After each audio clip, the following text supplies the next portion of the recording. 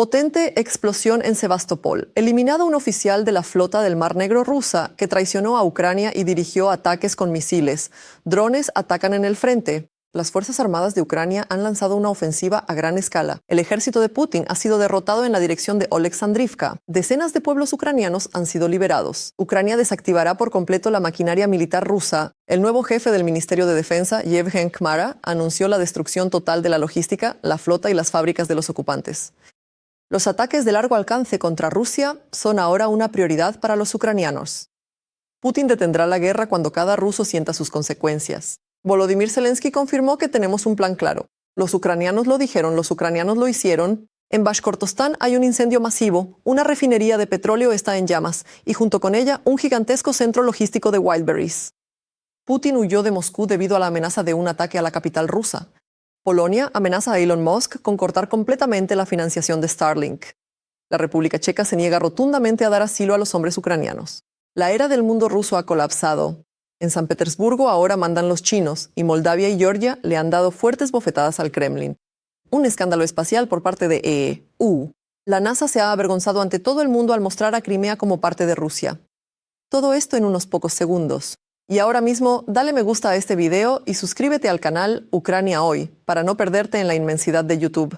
Bueno, comencemos. Retribución en Sebastopol y una derrota total de los objetivos estratégicos en la retaguardia de la Povedovesnaya, obsesión por la victoria. En la Crimea anexionada ha sido eliminado un alto traidor que dirigía personalmente los misiles Kalibr contra ciudades ucranianas pacíficas. Un oficial de la Armada de la Federación Rusa fue volado en Sebastopol. Tras la ocupación de Crimea, fue el primero en pasarse al lado de Rusia. Se trata de Robert Shagiev. En 2014, Shagiev comandaba el único submarino ucraniano, el Zaporizhzhia. Tras la anexión de la península, violó su juramento. Ya en 2015, el traidor fue nombrado comandante de una división de submarinos en Sebastopol y entre 2017 y 2018 comandó personalmente el submarino ruso Stary Oskol del proyecto Varshavyanka, portador de los mismos misiles de crucero Kalibr. Los testigos informan que Shagiev murió al instante. La explosión, según datos preliminares, fue provocada por una mujer desconocida. Supuestamente ella seguía al oficial ruso y la bomba estaba directamente en su mochila. Pero estas no son todas las noticias de Crimea. El 12 de agosto, los guerreros ucranianos llevaron a cabo una serie de ataques contra objetivos militares del enemigo en la península temporalmente ocupada. Así, en la zona de Novofedorivka fue alcanzada la torre de control en el territorio del aeródromo de Saki. Además, en la zona de Chornomorsk fue alcanzado un repetidor diseñado para controlar vehículos aéreos no tripulados de ataque. Y en el mismo Sebastopol fue atacada la central térmica de Balaklava. Allí se incendió una gran instalación de suministro de agua. Tras la potentísima explosión, la ciudad se quedó parcialmente sin electricidad.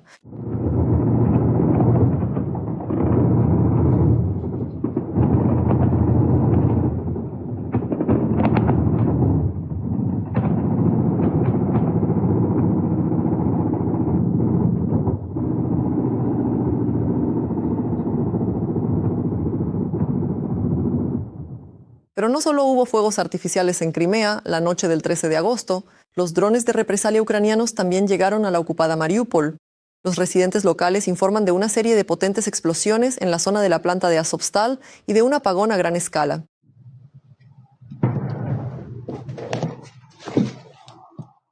También se reportan graves cortes de luz en Berdiansk, Melitopol y Genichesk. Los colaboradores se han quedado sin luz. Y bueno, ¿cómo no iba a haber un gran movimiento en los propios pantanos? Las fuerzas de defensa ucranianas lanzaron un golpe devastador contra Gazprom Neft Kim Salavat en Bashkortostán. Este es uno de los complejos de refinación de petróleo más grandes de la Federación Rusa, ubicado a 1.300 kilómetros de la frontera ucraniana. Vi fuego allí. Vi allí. Silencio.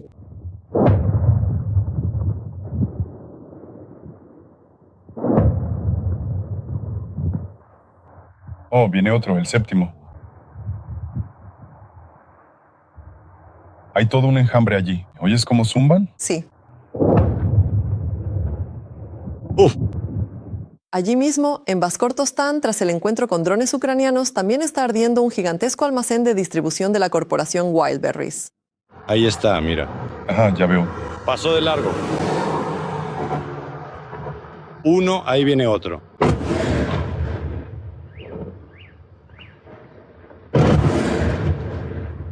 Como pueden ver, la movida de Putin es justo lo que hace falta. Si están de acuerdo, denle me gusta a este video. Bueno, seguimos adelante. Al leer los comentarios de los episodios anteriores, veo que muchos nos ven desde Europa, Kazajistán, Moldavia e incluso Estados Unidos. Los ucranianos agradecemos su apoyo y nos enorgullece contar con espectadores tan sensatos. Cuéntenos desde qué país nos ven y si apoyan nuestra lucha contra el imperio del mal. Siempre leo sus comentarios con gusto y mientras tanto continuamos. A continuación, lo más interesante. Las fuerzas de defensa de Ucrania han estado atormentando a los ocupantes en el frente mismo. Los analistas de Deep State mostraron un mapa del avance de los militares ucranianos. Esta es la dirección de Oleksandrivka, donde las Fuerzas Armadas de Ucrania han estado llevando a cabo una operación ofensiva desde el 29 de enero. En el mapa, el color azul marca los territorios liberados durante estas acciones. Si hablamos en cifras, 745 kilómetros cuadrados han vuelto al control de Ucrania.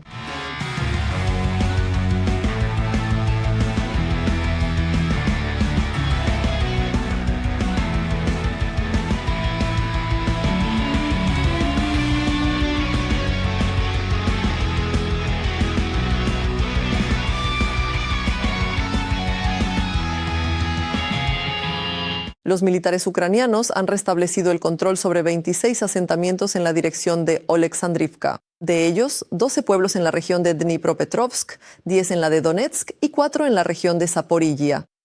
Este avance no se mostró intencionalmente en los mapas públicos durante mucho tiempo, exclusivamente por razones de seguridad. Yo, por mi parte, no me canso de admirar el coraje y el heroísmo de los soldados ucranianos. Ellos mantienen el frente y se enfrentan a una enorme horda que los supera significativamente en número. Por eso hago un llamado a apoyar a las Fuerzas Armadas de Ucrania. Y si no tienen la posibilidad de hacerlo financieramente, escríbanles palabras de apoyo en los comentarios. Sé que nos están viendo. El Kremlin odia y teme al nuevo comandante en jefe de las Fuerzas Armadas de Ucrania, Drapatov. Y ahora también tendrán que temer y odiar al nuevo equipo de Drapatov, que está a la altura de su líder. Son intelectuales competentes que poseen una experiencia práctica colosal en la guerra contra Rusia. Hablaremos sobre el equipo de Drapatov y sus primeros éxitos. Otro golpe a la industria petroquímica de la Federación Rusa. Se incendia el complejo de Sibur en Tobolsk.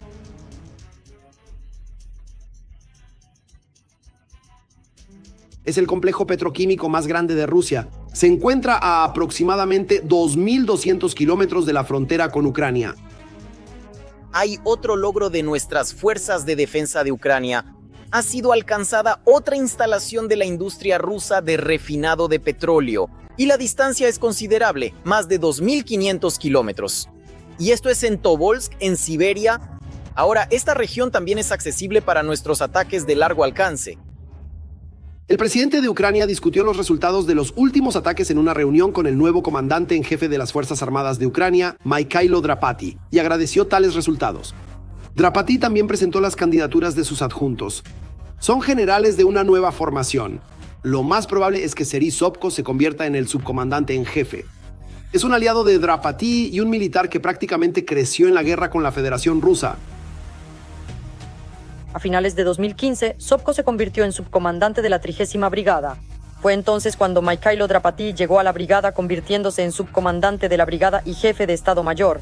Trabajaron estrechamente durante un año y, según cuentan los testigos, compartían valores y una visión común sobre el desarrollo del ejército. En 2016, Drapati se convirtió en comandante de la 58ª Brigada, mientras que Sobko finalmente viajó a EE-UU para formarse en el Colegio de Comando y Estado Mayor del Ejército de los Estados Unidos, tras haber sido seleccionado para ello en 2014.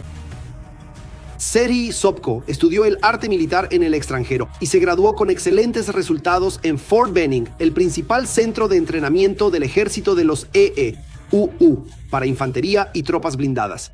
Allí escribió su tesis y con ese nivel de conocimientos y experiencia en la ATO podría haber construido con éxito su carrera militar en cualquier lugar, pero regresó al ejército ucraniano. Además de Sobko, Zabrodsky, Polisa, Sukhachevsky, Mirhorodsky, esta no es ni de lejos la lista completa de militares de la nueva formación de los que Drapati se rodea. Estas personas pasaron por la ATO y desde el comienzo de la invasión a gran escala se enfrentaron al agresor.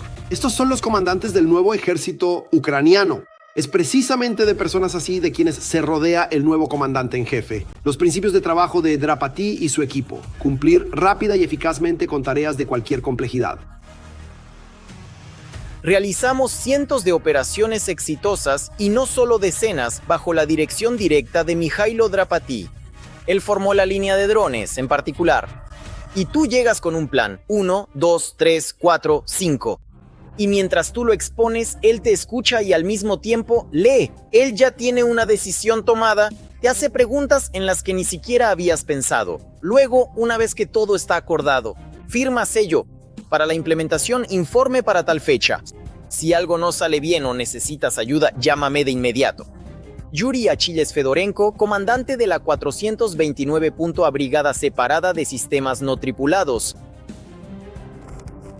El general de división Mikhail Drapati reemplazó a Oleksandr Syrski como comandante en jefe de las Fuerzas Armadas de Ucrania hace 3 semanas, pero ya ha aprobado con el presidente nuevas decisiones radicales de personal en el ejército ucraniano. La prioridad son los militares que saben cómo luchar eficazmente contra el agresor, y esto asusta mucho a los rusos. Y mientras los guerreros ucranianos golpean ferozmente al ocupante en el frente, el liderazgo político-militar de Ucrania trabaja para hacerle aún más daño a Rusia. El ministro de Defensa en funciones, Yevhen Kmara, hizo una declaración contundente. Ucrania apagará por completo la maquinaria militar rusa. Destruiremos la infraestructura, la flota, la logística, las instalaciones del complejo de combustible y energía y las empresas que trabajan para la guerra contra Ucrania. Hoy, en una reunión presidida por el presidente, se definieron los próximos pasos conjuntos. Las operaciones ucranianas serán cada vez más difíciles de contrarrestar. Habrá cada vez más armas ucranianas, los ataques serán más precisos y Rusia arderá. También hay una declaración del presidente de Ucrania. Según Volodymyr Zelensky, Putin no quiere detener la guerra, pero la detendrá, porque Ucrania tiene un plan. Putin no quiere detener esta guerra, pero la detendrá. Tenemos un plan. Entendemos lo que tenemos que hacer. Es un plan común. Putin no quiere detener esta guerra, pero la detendrá. Tenemos un plan, entendemos lo que debemos hacer. Es un plan conjunto con nuestros socios sobre cómo ejercer presión sobre él. En cualquier caso, nuestros militares deben mantener el frente. Cuando mantienen el frente, esto le da al presidente la oportunidad de mantener un diálogo fuerte con el enemigo. Si la situación en el campo de batalla no es lo suficientemente fuerte, el diálogo se convierte en concesiones excesivas. Y eso no está en nuestro interés. Escriban en los comentarios si creen que los ucranianos lograrán implementar el plan concebido y sentar al calvo en la mesa de negociaciones. Putin huyó de Moscú. El miedo a los drones ucranianos está creciendo. Desde Novosibirsk llegó a la región de Sajalín. La región de Sajalín se convirtió en la 7ª región que Putin visitó tras reanudar sus viajes regionales. No había viajado por las regiones desde noviembre de 2025. 6 de ellas están ubicadas fuera de la parte europea de Rusia, la cual es atacada regularmente por drones. Y aquí están los detalles de este miedo maníaco de la colilla del Kremlin. Parece que Vladimir Putin sigue eligiendo para sus viajes por Rusia lugares lo más alejados posible de los drones ucranianos. Después de Novosibirsk, el dictador ruso se dirigió aún más al este, a Yuzhno-Sayalinsk.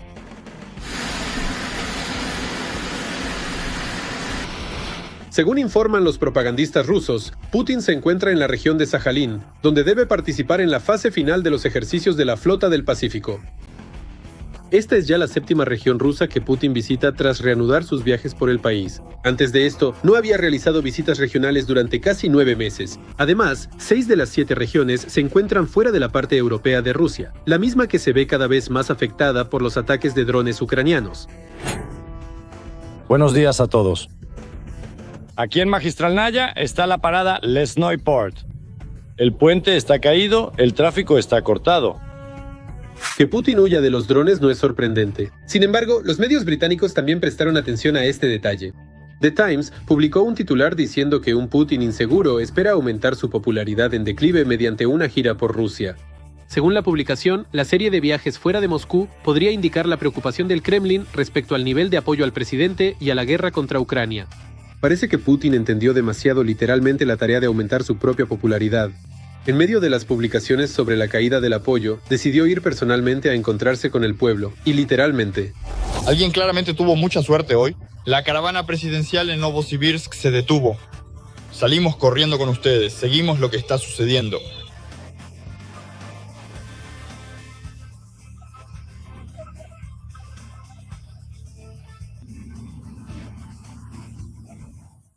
El Daily Express describe la situación aún más duramente. La publicación escribe que Putin teme cada vez más los ataques de drones ucranianos mientras intenta lidiar con el creciente descontento dentro de Rusia. Los problemas económicos, la escasez de combustible y los ataques de drones ya están llegando a las regiones rusas. Y, como señalan los periodistas, el Kremlin está aumentando simultáneamente la presión sobre cualquier oposición potencial. ¡Qué locura!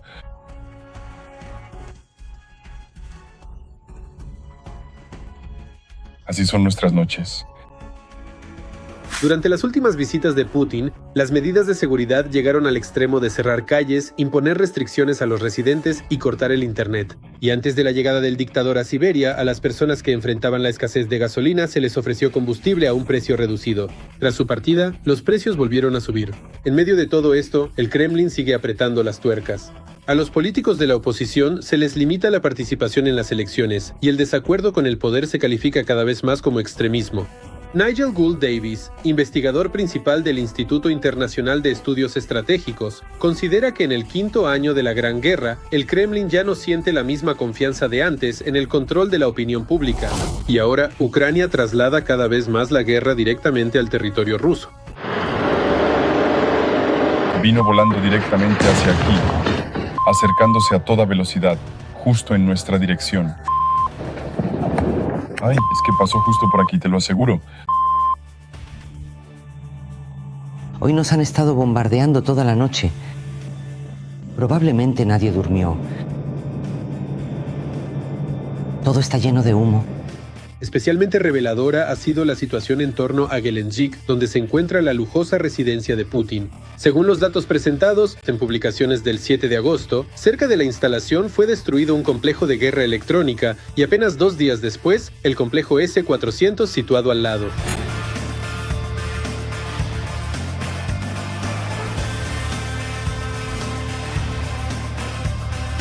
Y mientras la propaganda rusa intenta demostrar la confianza de su líder, la geografía de los viajes de Putin resulta cada vez más notable. Moscú, la parte europea de Rusia bajo la amenaza de los drones ucranianos, mientras que el propio Putin se aleja cada vez más hacia el este. El viaje de Putin ha dejado al descubierto toda la esencia de la Rusia moderna. En cuanto el zar se marcha, la escenografía se desmorona ante nuestros ojos. Literalmente, después de que el dictador abandonara Novosibirsk, el asfalto se hundió de forma épica justo en el centro de la ciudad.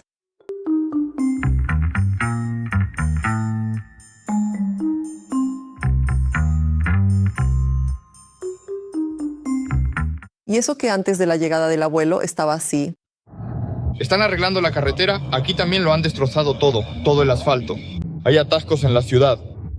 La próxima semana viene nuestro presidente, el de nuestro país. Miren, la avenida Krasny Prospect está simplemente toda destrozada. Me parece que la carretera aquí estaba bien, están haciendo algo justo aquí. Y en el centro están haciendo un lavado de cara salvaje. Básicamente intentan hacerlo todo en una semana. Miren aquí, en Kirova también hay algún tipo de movimiento, están reparando todas las carreteras.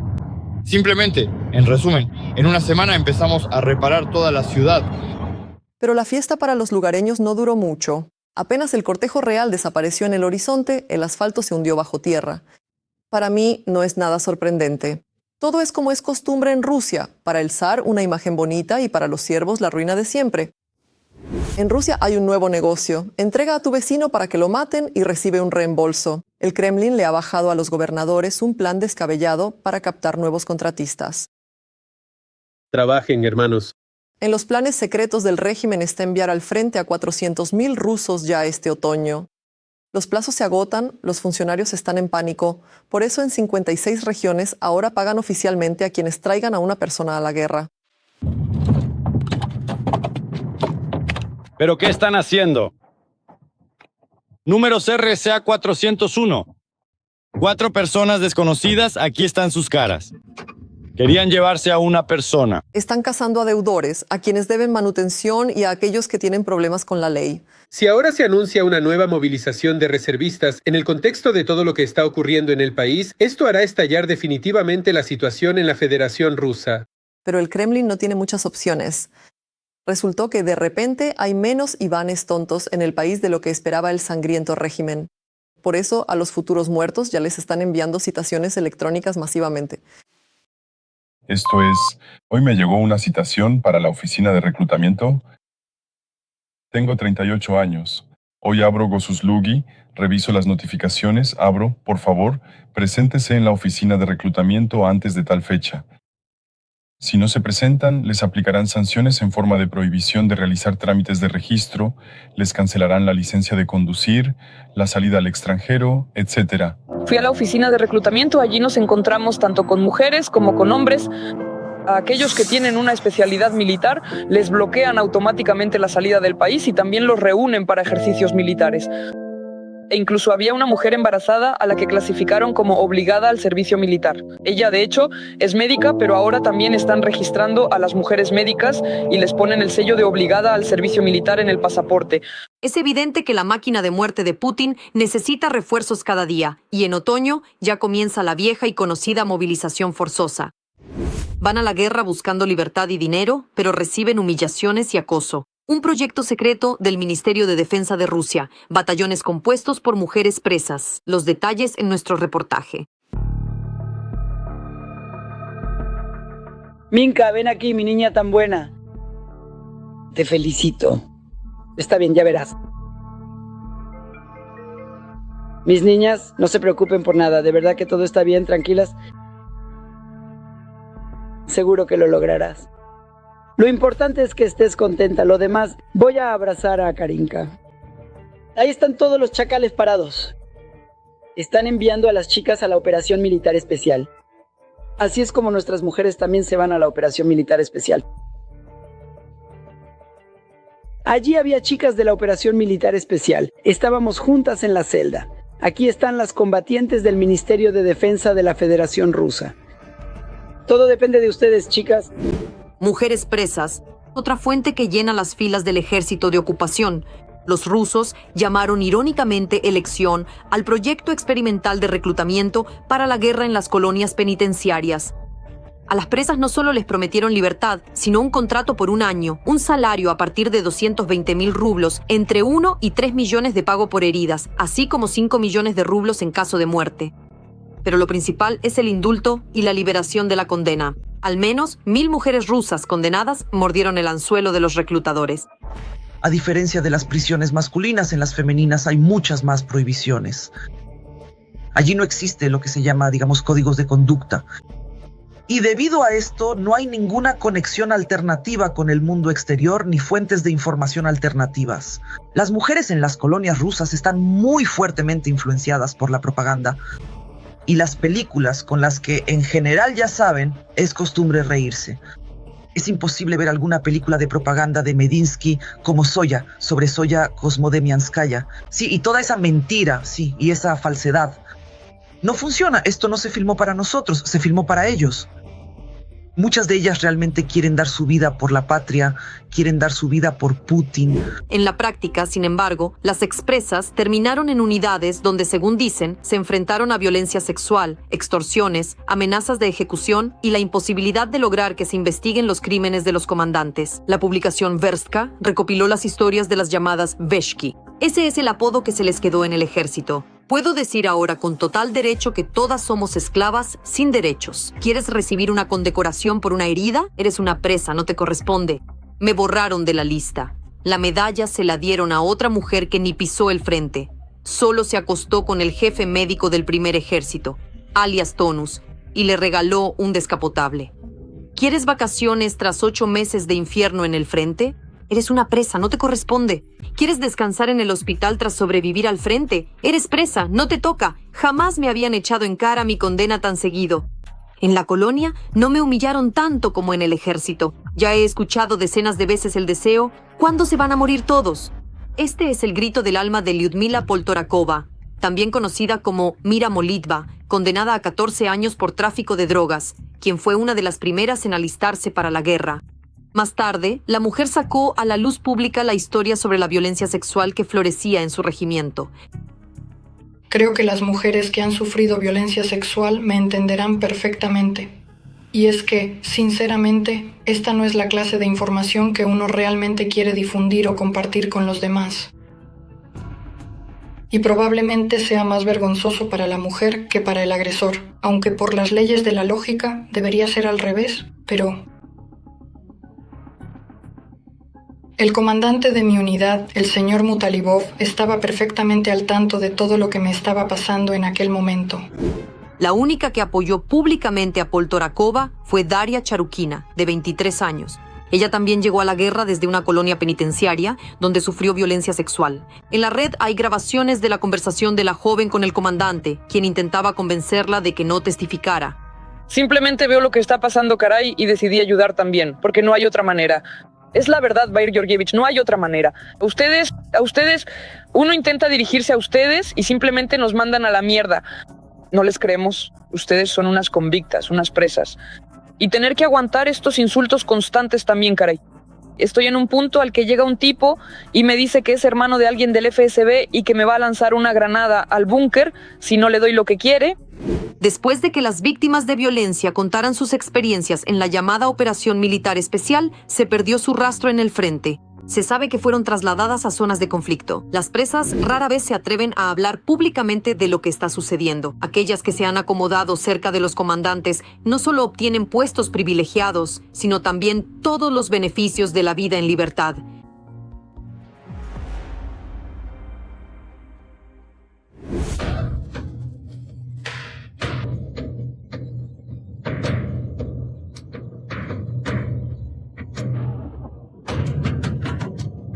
Ya no hay leyes en Rusia, ahora allí mandan los chinos. En la región de Leningrado, cientos de chinos bloquearon patrullas policiales y no permitieron que los agentes arrestaran a su compatriota.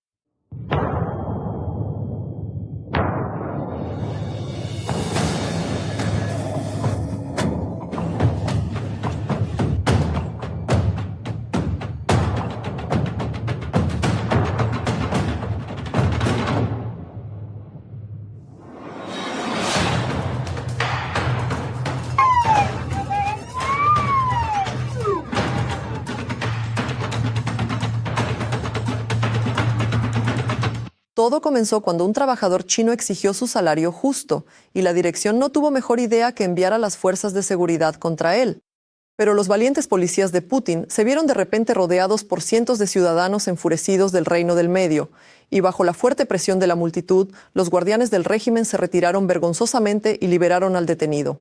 Rusos gritaron tan fuerte y durante tanto tiempo sobre la defensa de la soberanía, pero no se dieron cuenta de que el dueño de su casa ha cambiado. Ahora, la ley en su país no la escriben sus tribunales, sino los trabajadores chinos en las obras de construcción. Miles de terminales Starlink en Ucrania podrían perder a su principal donante. Y todo se debe a la decisión de Elon Musk, quien, sin explicar los motivos, decidió excluir a Polonia de la región europea de conectividad para los usuarios de terminales de comunicación por satélite. La zona de roaming de Starlink abarca más de 30 países, incluidos Alemania, la República Checa, Eslovaquia y Lituania. Dentro de ella, los clientes pueden transportar libremente sus terminales a través de las fronteras. A los usuarios polacos se les ha privado de este derecho. Ahora, durante sus viajes, tendrán que cumplir con requisitos adicionales. Al mismo tiempo, la empresa aún no ha revelado las razones de tal decisión. En respuesta a la decisión de SpaceX, el ministro de Asuntos Exteriores de Polonia, Radosław Sikorski, se dirigió públicamente a Musk y amenazó con que su país dejaría de pagar por los servicios de Starlink. Oye, Elon Musk, jefe, deja de discriminar a los usuarios polacos de Starlink. O podríamos cambiar de opinión sobre pagarte $50 millones al año por tus servicios. Y aquí es donde llegamos a lo más importante. ¿Qué tiene que ver Ucrania con esto? El hecho es que Polonia paga anualmente por el funcionamiento de más de 29,000 terminales Starlink. Los militares ucranianos los utilizan activamente para garantizar la comunicación y el trabajo operativo con drones en el frente. Por lo tanto, las consecuencias del escándalo entre los polacos y Musk podrían ser catastróficas para nosotros. Europa le está cortando el oxígeno a los ucranianos. Ya hemos contado que, tras el cambio en las normas de concesión de protección temporal en la UE, a los refugiados ucranianos les resulta mucho más difícil obtenerla. Les recuerdo que estábamos hablando de España. Es probable que ya se estén llevando a cabo controles exhaustivos a los ucranianos en Madrid y Alicante. Los hombres que deseen obtener protección temporal deben presentar Reserve Plus. El estatus se concede si el ucraniano ha sido dado de baja del registro militar o tiene una prórroga. Los servicios españoles entienden que esta es una base legal para no servir en el ejército. Si no existen tales marcas, las solicitudes ni siquiera se consideran. Además, esto afecta tanto a quienes han llegado recientemente a Europa como a quienes ya tenían protección temporal en otros países. Tenemos una actualización. Obtener protección temporal es ahora más difícil en más países. Según el medio checo Novinky, decenas de refugiados ucranianos en la República Checa ya han visto denegado su estatus.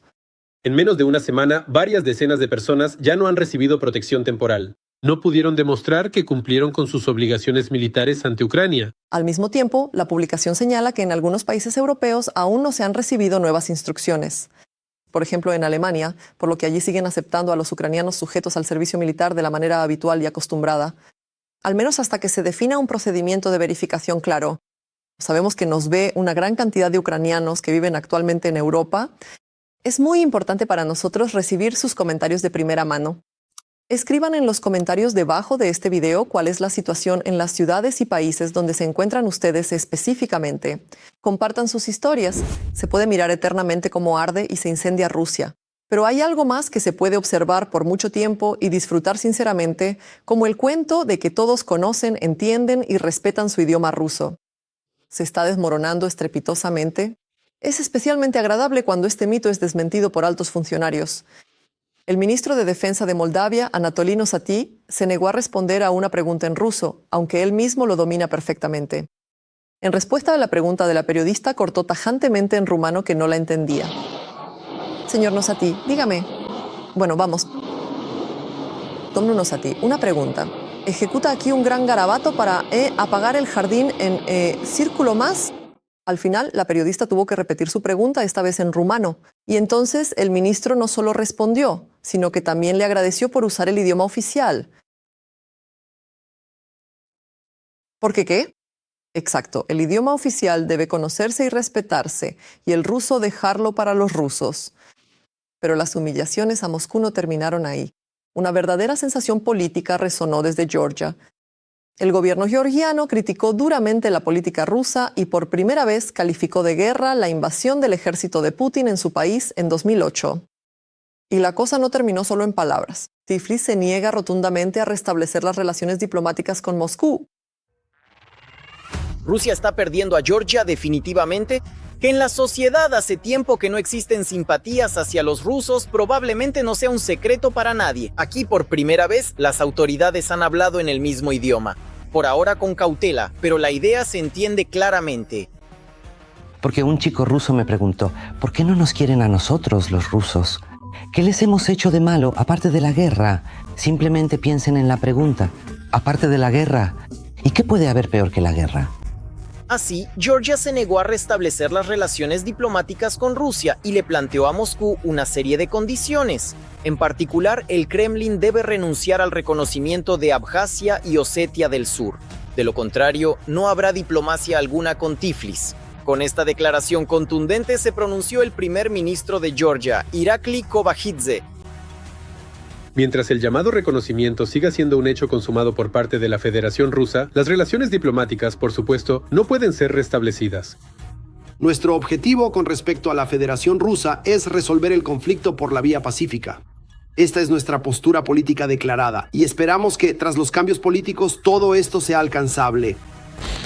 Los expertos señalan que es de hecho la primera vez que el gobierno de Georgia, considerado prorruso, ha presentado una protesta formal ante la Federación Rusa. Al mismo tiempo, la razón principal han sido los fracasos de Putin en Ucrania, algo que todas las antiguas repúblicas soviéticas quieren aprovechar hoy para distanciarse de Moscú. Aquí, sin duda, hay que decir que el miedo todavía existe. Pero en Moscú entienden perfectamente que cuanto más se debilita Moscú, más se envalentonan sus vecinos y más oportunidades se les presentan. E incluso en Tiflis hoy, entienden que, digamos que los rumores sobre la victoria de Moscú están muy exagerados. Además, en Tiflis, casi por primera vez, han calificado abiertamente de guerra la anexión de sus territorios en 2008.